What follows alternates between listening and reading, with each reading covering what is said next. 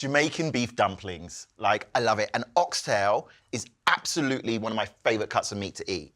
And Are you sure? You say that about everything. I love beef. I love beef. But honestly, as a secondary cut, oxtail, or as like a braising cut, let's say, it's my favourite braising cut, without a shadow of doubt. You know, I grew up eating in, it's very traditional in the Caribbean, and my parents absolutely loved it. So I've always eaten it from a young age. And it used to be super, super, super cheap. Yeah. It's still cheaper, but nowhere near as cheap as it once was. So I'm gonna start off basically by browning my meat in a hot pan, get a nice colour on there. Jacq, if you can cut up the onion like fine dice, chop me some ginger. Basically, we're gonna make a quick curry. I say quick. It's gonna take 4 hours to stew. Okay. So, not too quick, but quick enough. This is a very traditional dish in Jamaica. Each region in the Caribbean has their own version of it, but it's basically, it's our dumpling dish, right? And you usually serve it with a little pot of the sauce on the side, some rice and peas. It's a staple in the diet. And it's just a dry fry with the oxtail at the start, right? Yeah, there's enough fat there. You don't want to add any extra oil just yet. But I am seasoning the meat at this point with both salt and pepper. It's a very emotional dish for me because it was my childhood. Even the smell just takes me back to, you know, my family home and my mum cooking in the kitchen and, you know, good memories. Absolutely. So it colours quite quickly. If you start with a nice high heat, you can take the meat out and add it back in later. I've got a big enough pot. I'm going to make it easy. I'm going to put it all in at the same time. So this is the stage now where we add a little bit of oil and start frying off the onion in there now as well. With any curry, you guys can adjust the heat at home. Couldn't get a Scotch bonnet. Traditionally, it would be done with Scotch bonnet, which is super hot. So we usually do like one per dish. But I'm using a habanero, which I'm just going to slice in half and rest in there in a minute. And that's just going to bring a nice gentle heat to the dish, which you can then remove later. All right, at this stage, going to add the garlic in as well. A little bit of butter. I like my butter. A little bit of butter. Just actually, and it really is just a little bit for this. About 100 grams. It smells amazing so far, and that's just a few simple ingredients coming together in the pan, right? That's it.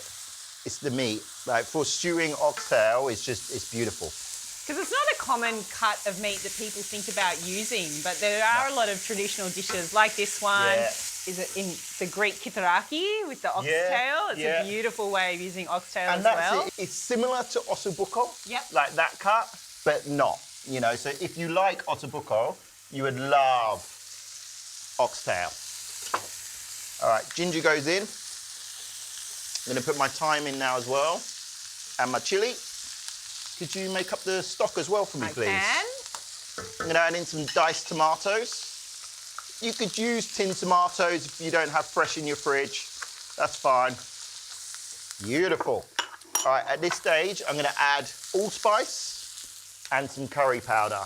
Allspice, I find, is also a spice combination that people don't think about using much either. Yeah, and it's a great one. We use it a lot in the Caribbean. It's like the base of things like Jacq and stuff like that. Using a good curry powder is very important because it's going to be the main base of your flavour for this dish now. I'm going to add my tomato paste. Now, a lot of people just stir in their tomato paste. I like to brown it off first.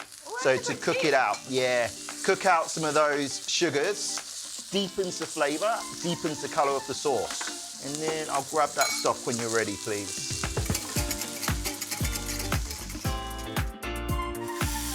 We're going to let that tick away now for about 3 to 4 hours.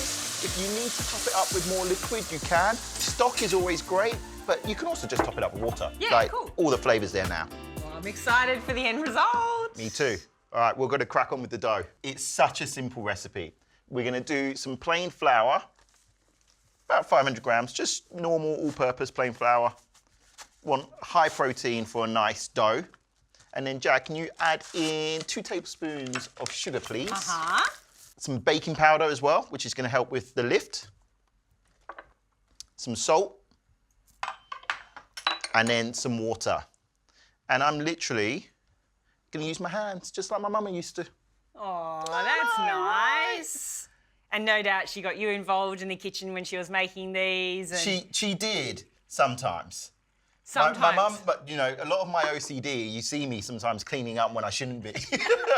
comes from my mum. So literally, we're just going to bring it together, and it's quite it's not much liquid in there, but if you need to adjust it, because it does depend on the humidity of the day and things like that, you could add a little bit, but you don't want it to be a wet dough. You want it to just come together. But you know what I forgot? The butter. Oh, not you. There's always got to be a little bit of butter. Oh, thanks, There you Jacq. go. Do you mind if you just smush that in for me? Sure. As I keep crumbling. So it softens it as you put it between your fingers, so you don't really need to worry heat about of your hands will warm it through. So we're gonna knead the dough now for about 10 minutes. You wanna knead it. We're then gonna rest it. Only needs to rest for about half an hour. We're gonna roll out, cut out discs for the little dumplings. We're gonna pull the oxtail, flake it through the sauce, and then we're gonna stuff the dumplings and start cooking them.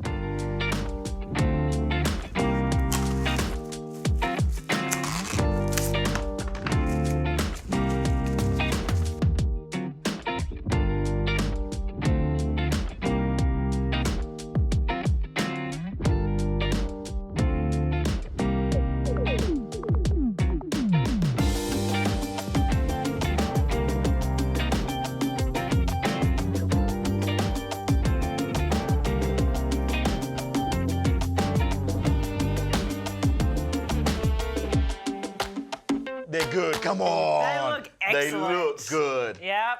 We've taken that beautiful oxtail curry, we've pulled it, we've mixed it through the sauce. I reserved some of the sauce on the side, which I'm reducing down now for the dippy dippy. Ooh. I mean, it's just beautiful. And that pastry's designed to fry. It comes up so well in that little bit of oil, just shallow frying it, nice and gently. It's a different type of dumpling. But I always say every nation has their version of a dish, you know? Yeah. And the Jamaican version is full of spice and full of love, of course. Of course. Of course. And I love the reduction here. So that's using the braising liquid from the beef. Exactly. From the oxtail. Yeah. Same sauce, reduce it down. So you get all of that beautiful spice, and I guess because the dumpling, the pastry's a little bit drier, so it'll moisten it up a bit as well. Absolutely. Look, you can never have too much sauce. I always say that. And then, oh, these are so hot, but look at that. Ooh. Beautiful, gorgeous, crispy, flaky pastry on the outside. That beautiful, soft, flaky meat in the middle. I mean, I'm burning my hands, but it's absolutely worth it. It's worth it. One for you. Thanks. It is hot. Might have to blow it for a bit. Guys, my Jamaican oxtail dumplings, beautiful little curry sauce. It's banging.